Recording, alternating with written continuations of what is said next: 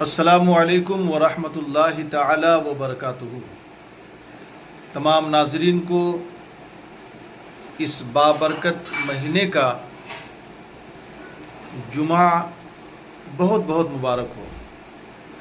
نحمدہ ونصلی ونسلم علی رسولہ الکریم، اما بعد فاعوذ باللہ من الشیطان الرجیم ببرکتہ بسم اللہ الرحمن الرحیم۔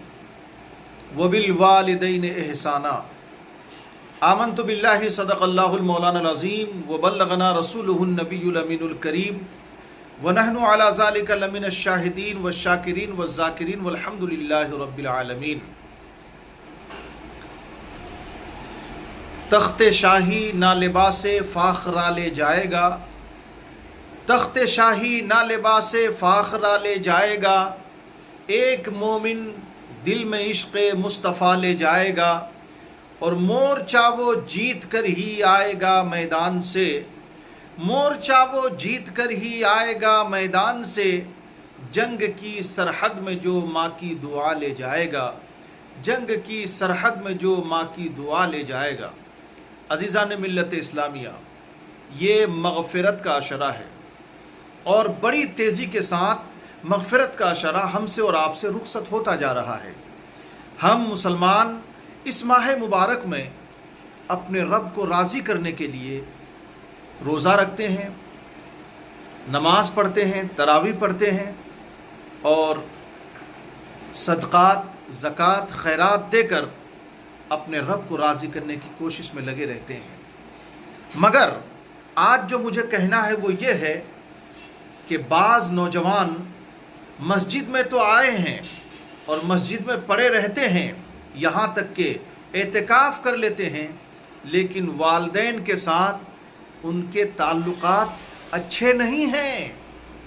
اگر والدین کے ساتھ تعلقات اچھے نہیں ہیں، والد یا والدہ اگر ناراض ہیں، تو میں بڑی ذمہ داری کے ساتھ یہ پیغام آپ تک پہنچا رہا ہوں کہ آپ روزہ رکھیے، حج کیجئے، زکوٰۃ دیجئے، تسبیح و تحلیل کیجئے، تراویح پڑھیے، نماز پڑھیے، مسجد میں اعتکاف کیجئے، یہاں تک کہ آپ کعبے کا طواف کرتے کرتے وہاں پہ آپ کو موت آ جائے اور آپ کی جنازہ کعبے میں، حرم میں ادا کی جائے۔ اگر آپ کی والدہ آپ سے ناراض ہیں، آپ کے والد آپ سے ناراض ہیں، تو میرے ملت کے نوجوانوں، بڑی افسوس کے ساتھ میں آپ کو کہنا پڑ رہا ہے کہ آپ کی یہ نماز بیکار ہو جائے گی، یہ روزہ بیکار ہو جائے گا، یہ حج بیکار ہو جائیں گے، یہ زکوٰۃ، خیرات، صدقات، عطیات جو کچھ بھی کر رہے ہیں سب بیکار ہو جائیں گے۔ اگر آپ کو ان تمام چیزوں کو، اپنی نماز کو، اپنے روزے کو، اپنے حج و زکوٰۃ کو، اپنی عبادت و ریاضت کو، اپنی بندگی کو خدا کی بارگاہ میں مقبول کرانا ہے، تو آپ اپنے والدین کو راضی کیجیے۔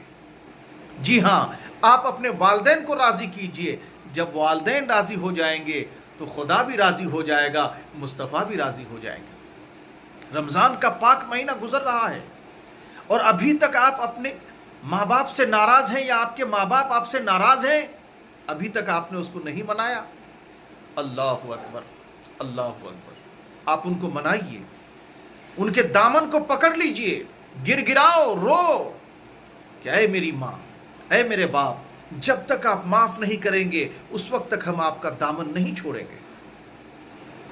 وہ والد ہی تو ہیں، والدین ہی تو ہیں، یقیناً ان کو رحم آ جائے گا، وہ آپ کو معاف کر دیں گے اور آپ کے درجات بلند ہوتا چلا جائے گا۔ عزیزان گرامی، چھوٹی چھوٹی باتوں پر ہم اپنے ماں باپ کا دل دکھا کر چاہتے ہیں کہ اپنے پروردگار کو راضی کر لیں۔ یہ دماغ سے نکال لیجئے، ماں باپ کو ناراض رکھ کر آپ خدا کو راضی کرنے چلے ہو، یہ کبھی نہیں ہو سکتا۔ اپنے ماں باپ کو راضی کیجئے۔ بہت بڑی قیمتی دولت ہے ماں باپ، بہت عظمت کے حامل ہیں ماں باپ۔ ان کا احترام، ان کی تعظیم، ان کی تکریم بجا لائیے، ان کی دعائیں لیجئے۔ آج ہم ماں باپ کو ناراض رکھ کر کبھی اپنے مسجد کے امام سے دعا کراتے ہیں، کبھی اپنے پیر و مرشد سے دعا کراتے ہیں، کبھی کسی درگاہوں میں جا کر دعائیں مانگتے ہیں، مسجد میں گڑ گڑا کر دعا کرتے رہتے ہیں۔ مگر ہماری دعائیں قبول نہیں ہو رہی ہے۔ وجہ کیا ہے کہ ہم اپنے ماں باپ کو ناراض کر کے ہم کسی مولانا کے پاس، کسی پیر صاحب کے پاس جا کر اگر دعا کرا دیں گے تو کیا دعائیں قبول ہوگی؟ ہرگز نہیں۔ اگر کامیاب بننا چاہتے ہو اپنے والدین سے کہو کہ اے میری ماں، اے میرے باپ، میری کامیابی کے لیے دعا کیجیے، میری عبادتوں کو بارگاہ خداوندی میں قبولیت کا درجہ ملنے کے لیے میرے لیے دعا کیجیے۔ اے میرے والدین، میں دن بھر روزہ رہتا ہوں، رات کو نمازیں پڑھتا ہوں، یہ عبادت خدا کی بارگاہ میں مقبول ہو جائے، دعا کر دیجیے۔ پہلے ماں باپ کی دعائیں لیجئے، پھر علماء اکرام، پیر صاحب اور مولانا صاحب، امام صاحب، یہ سب بعد میں، پہلے ماں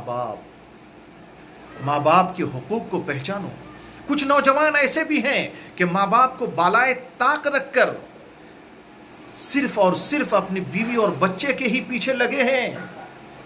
سراسر غلط ہے۔ تمہارے پاس بھی اولاد ہے، تمہارے پاس بھی چھوٹے چھوٹے بچے ہیں۔ کتنے محنت و مشقت، کتنے لاڈ و پیار سے اس بچوں کو بڑا کیا جاتا ہے۔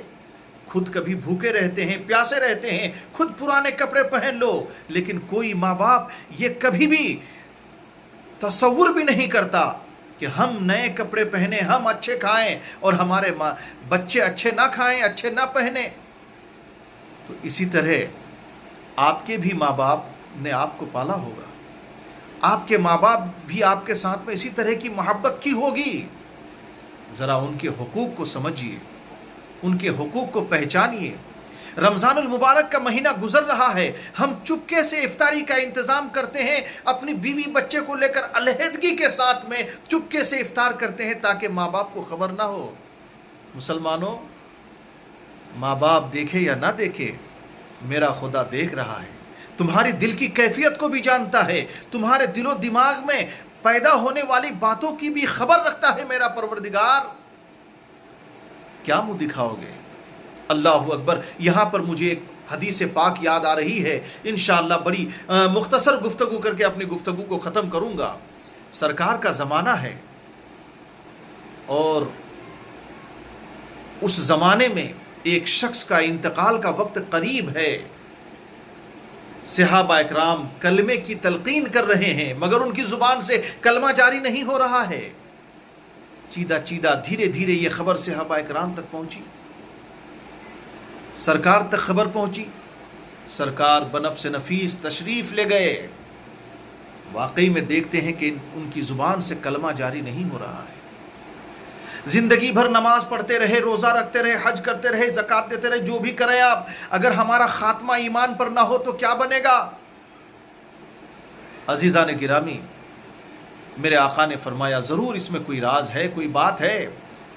سرکار مدینہ راحت قلب و سینہ صلی اللہ تعالی وسلم نے فرمایا کیا ان کے والدین ہیں؟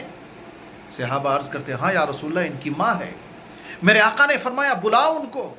بلایا گیا۔ میرے آقا نے فرمایا کہ آپ اپنے بیٹے کو معاف کر دو۔ وہ ضعیفہ، وہ خاتون کہتی ہے کہ میں ہرگز معاف نہیں کرتی۔ نہ جانے اس نے اپنے ماں کو کیا تکلیف پہنچایا تھا۔ میرے آقا علیہ الصلوۃ والسلام نے صحابہ اکرام کو حکم دیا ہے میرے صحابیوں لکڑیاں جمع کرو۔ لکڑیاں جمع کی گئی، اس کے اندر آگ لگاؤ۔ آگ لگائی گئی۔ پھر ماں تو ماں ہوتی ہے، ماں کا ممتا تو ماں کا ممتا ہے، ماں کا پیار تو ماں کا پیار ہے۔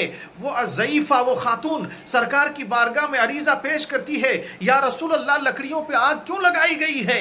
میرے آقا نے فرمایا بہتر یہ ہے کہ تمہارے بیٹا جہنم کی آگ میں بعد میں جلے، پہلے اس کو دنیاوی آگ میں جلا دیا جائے۔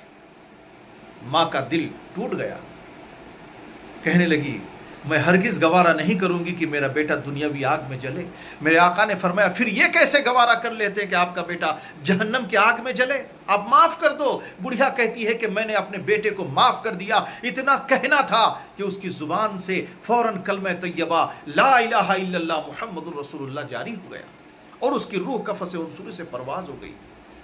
نوجوانوں بتاؤ، اگر ماں ناراض رہتی، معاف نہ کرتی تو اس کا کیا بنتا، کیا ہوتا؟ اس لیے یہ مغفرت کا اشرہ ہے۔ نسیم القادری آپ کو بس یہی کہنا چاہتا ہے کہ اگر خدا نہ خواستہ 100 بار خدا نہ خواستہ آپ نے اپنے ماں باپ کا دل دکھایا ہے، اس کو ناراض رکھا ہے، اس کو تکلیف دیا ہے، اگر ان کو آنسو بہانے پہ مجبور کر دیا ہے، تو اس مغفرت کے عشرے میں دل بڑا کرو، ان کے قدم سے جا کر لپٹ جاؤ اور ان سے معافی مانگ کر ان کو راضی کر لو۔ وہ راضی ہو جائیں گے تو یقیناً اللہ راضی ہو جائے گا، اللہ کے پیارے حبیب صلی اللہ تعالی وسلم راضی ہو جائیں گے۔ جب خدا اور خدا کے محبوب راضی ہو جائیں گے تو پھر آپ کی دنیا بھی سنور جائے گی، عقبہ بھی سنور جائے گا۔ انہی چند جملوں کے ساتھ اپنی گفتگو ختم کر رہا ہوں، اس یقین اور امید کے ساتھ کہ اگر بات آپ کو اچھی لگی ہے تو دوسروں تک پہنچانا بالکل بھی نہ بھولیے گا۔ اپنا بے حد خیال رکھیے۔ اللہ کریم، اللہ حافظ، السلام علیکم۔